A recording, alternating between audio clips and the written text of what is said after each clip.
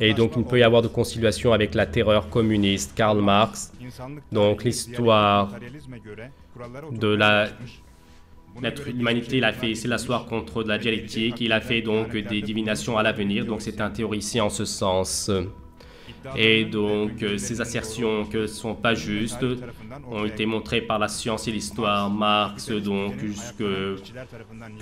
la classe capitaliste donc, va être dévastée par la classe ouvrière, que suite à cela, la révolution, qu'il va y avoir une classe sans catégorie, mais jamais ceci ne s'est réalisé. Et donc, 20 ans après la mort de Marx à peu près, donc Vladimir Ilitch Lénine donc, a fait donc un commentaire effroyable au marxisme selon Lénine. Donc, la révolution, qu'elle se fasse par elle-même, ce n'est pas possible. Lénine, selon lui, donc, a proposé une solution militante à cela. La révolution, donc, comme le prévoyait donc Marx, ce n'est pas par les ouvriers, mais ceux qui agissent au nom des ouvriers. Donc, c'est formé de révolutionnaires professionnels, donc qui possèdent une discipline militaire et donc doit être réalisé donc par le Parti communiste. Le Parti communiste, donc la lutte armée et les procédés donc de propagande en utilisant cela va faire la révolution. Et dès le moment où il va prendre le pouvoir en main, donc donc ce qu'appelle Lénine la prolétaire dictatorienne, donc un régime cruel va être instauré. Donc les opposants du régime il va le faire disparaître. Il va enlever les propriétés privées et donc la communauté donc il va permettre qu'elle aille vers le communisme. Et Lénine, donc, avec cette théorie qu'il a jetée donc, en avant, dans les 4 coins du monde, donc, il se sont sacrifiés pour verser du sang, des centaines de partis communistes ou sinon des partis ouvriers se sont présentés. Et un de ceux-ci, et avec son vrai nom, donc le Parti Kerkeren Kurdistan, donc le PKK, donc c'est un parti communiste kurde. Et dans ces années de réalisation, il a été créé, donc la faucille et le marteau, c'est un de ces signes. Donc, et même si dans les années à venir, de manière tactique, ce symbole communiste a été enlevé du drapeau. Le PKK donc, a toujours été un parti communiste et il va rester en tant que parti communiste. Et ainsi, donc, Abdullah Öcalan, donc, le PKK, donc, l'a désigné comme le mouvement prolétaire kurde. PKK, donc, qui ne va jamais faire de concession de la pensée marxiste-léniniste, il l'exprime ainsi. Le PKK, donc, en tant que tradition du marxisme-léninisme, a subi un développement conforme et désormais il est clair que comme donc la chair et l'os, donc il va se former sur cet héritage.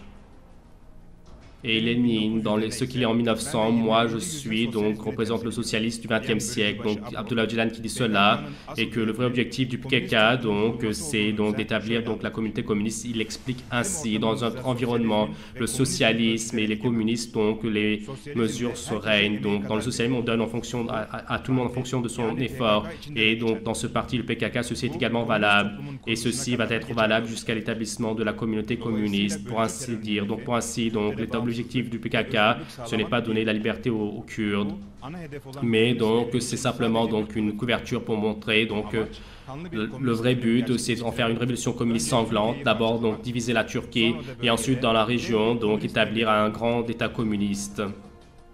Et donc, avec le soutien du PKK, donc dans le soutien de l'Est, dans l'Est de la Turquie, ils veulent penser faire donc également un régime communiste et donc ils veulent donc diviser cela donc en États communistes de l'Ouest et de l'Est et ensuite dans tout le Moyen-Orient faire donc un État communiste, une région communiste, et ainsi donc tous les partis communistes donc les soutiennent, les États souterrains également. La pensée communiste, une des pensées particulières les plus importantes dans le processus qui va à la révolution, donc de temps en temps si c'est nécessaire de faire un pas en arrière, mais jamais ne se défaire de l'idée du communiste de la révolution. Donc c'est impossible pour un communiste de se défaire de l'idée de révolution. Pour cette raison, donc avec la communication, avec la conciliation, le marchandage, donc donner des concessions, on ne peut pas arrêter le communiste. Et donc ainsi l'histoire donc est remplie des exemples de cela.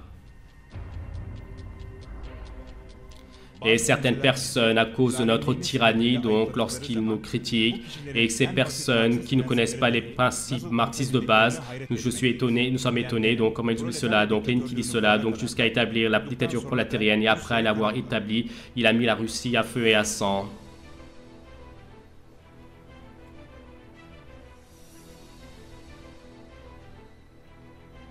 et donc les terres aux paysans, donc en leur promettant la liberté, donc dans des guerres de guérilla, donc qui les attire à lui.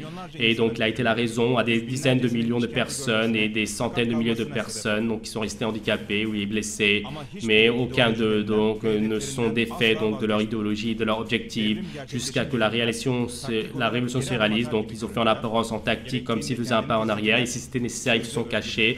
Soi-disant à la base, ils ont parlé donc de la liberté, de conciliation, mais en fait jamais de leur objectif, c'est-à-dire donc de l'objectif d'établir la dictature prolétarienne. Ils ne sont jamais abandonné cela.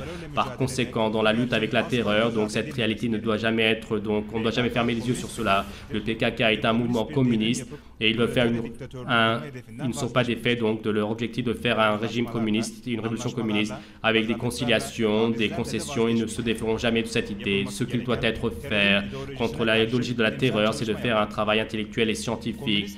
Et ce qui maintient debout la terreur communiste, c'est donc d'expliquer l'invalidité du darwinisme et du matérialisme avec des preuves scientifiques, et au peuple le stalinisme, le marxisme, qui est effondré, il faut leur montrer, et ceci va donner le coup mortel au terrorisme.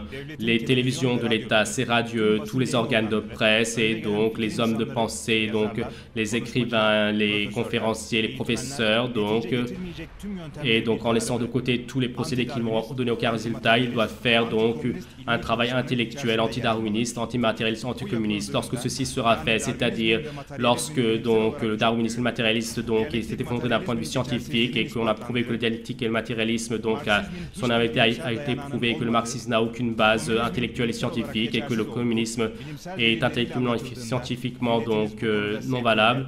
Notre peuple, donc, s'ils seront informés avec enthousiasme et endurance, et avec l'autorisation d'Allah, le communisme va être mêlé, va être enterré dans l'histoire.